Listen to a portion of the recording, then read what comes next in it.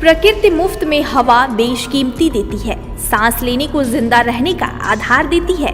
लोग वेंटिलेटर से ऑक्सीजन की कीमत समझते हैं, फिर क्यों जिंदगी देने वाले पेड़ और प्रकृति से खिलवाड़ करते हैं। इन पंक्तियों में छुपे मर्म को हर पल समझा जा सकता है, लेकिन यह भी एक कटु सत्य है कि हमने कभी पेड़ों के महत्व को समझा ही नहीं। शायद यही वजह है कि आज हम सब पृथ्वी दिवस मनाने को मजबूर हुए हैं। बात अगर शहर हल्द्वानी की करें तो यहाँ मुख्य सड़कों के किनारे हरे भरे पेड़ खत्म होने की कगार पर पहुंच चुके हैं। उन्हें सुखाने और जड़ से खत्म करने की साजिश होती रही, लेकिन शासन प्रशासन ने कोई कदम नहीं उठाया। इस दुखद तस्वीर के बीच समाज में कुछ लोग ऐसे भी हैं जो अपने घर आंगन में हरियाली बिखेर कर न केवल खुद को बल्कि समाज को भी सुखद एहसास की अनुभूति करवा रहे हैं। हल्द्वानी के कुंतीपुरम हिम्मतपुर तल्ला निवासी शिक्षाविद संतोष मिश्र और गीता मिश्र भी अपनी दो बेटियों हिमानी और शिवानी मिश्र के साथ प्रकृति को संवारने की मुहिम में जुटे हुए हैं। उन्होंने इसकी शुरुआत अपने घर के आंगन से की है। मिश्र परिवार ने प्रकृति प्रेमियों से आग्रह किया है कि अपने घर की हरियाली के लिए विदेशी पौधों की जगह स्थानीय पौधों को लगाने का प्रयास करें। परिवेश में स्वतः ही उगाने वाले ऐसे पौधों की देखरेख की जरूरत नहीं पड़ती। उनमें कीटों का प्रकोप भी ना के बराबर होता है और उनकी रोग प्रतिरोधक क्षमता भी कमाल की होती है। यही वजह है कि उन्होंने घर में बेडू, तिमिला, शहतूत, करी पत्ता, नीम के पौधे रोपे हैं। प्रकृति को संवारने की कुछ ऐसी ही सुखद पहल हल्द्वानी के वरिष्ठ साहित्यकार और शिक्षिका मीना भट्ट बड़शीलिया ने भी की है। उन्होंने घर के आंगन में नीम, पारिजात, एरेमा पाम, मनी प्लांट, अशोक समेत कई पौधे लगाकर हरियाली का संदेश दिया है। उम्मीद है कि पर्यावरण को संवारने के लिए घर आंगन से निकली यह पहल शासन प्रशासन से जुड़े अधिकारियों तक भी पहुंचेगी, जिससे शहर की फिजा को हरा भरा रखने वाले पेड़ पौधे संसार समृद्धि हो सके।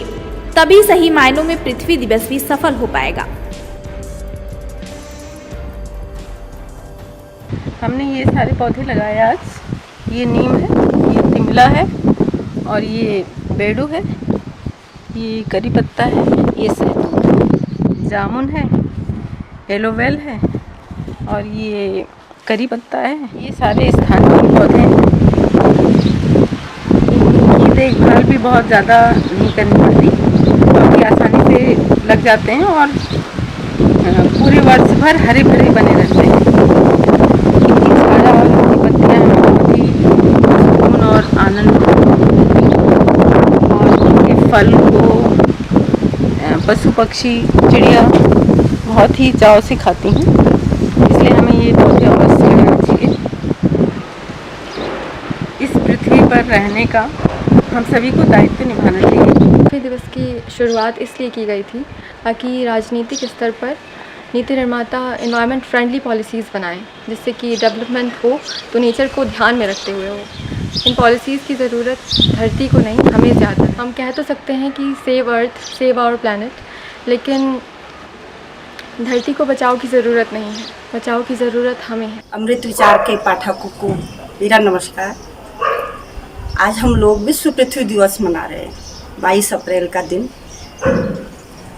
और पृथ्वी का सुरक्षित होना, उसका शुद्ध होना, उसके पर्यावरण का शुद्ध होना एक मानव जीवन के लिए कितना आवश्यक है, ये हम लोग जानते हैं।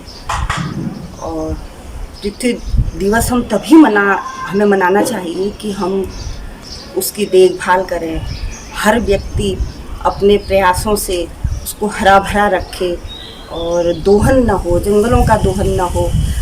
जो आग लगाई जा रही है जंगलों में, वो आग न लगे और आसपास का जो वातावरण है वो हरा भरा हो, तभी हमें उससे ऑक्सीजन भी अच्छी मिलेगी और हमारे आने वाली जो नई पीढ़ी है उन्हें शुद्ध सांसें मिलेंगी। कोरोना काल में हमने देखा कि हमको ऑक्सीजन भी खरीदनी पड़ी, ये कह सकते हैं कि हमें सांसें भी खरीदनी पड़ी। तो इसलिए मैं कहना चाहती हूँ कि आइए एक संकल्प लेते हैं, अपने आसपास के वातावरण को शुद्ध बनाते हैं और हरे भरे पौधे लगाएंगे और उनको वृक्ष होने तक उनकी देखरेख करेंगे। और मैंने भी कुछ प्रयास किया है, आपको मेरे पीछे दिखाई दे रहा होगा कि कुछ पौधे मैंने रोपित किए हैं। उसमें कई प्रजातियों के छोटे और बड़े पौधे हैं और हरा भरा वातावरण हो रहा है जो दिल को सुकून देता है। आइए मेरे साथ संकल्प लीजिए कि हम लोग पर्यावरण को शुद्ध करेंगे। धन्यवाद।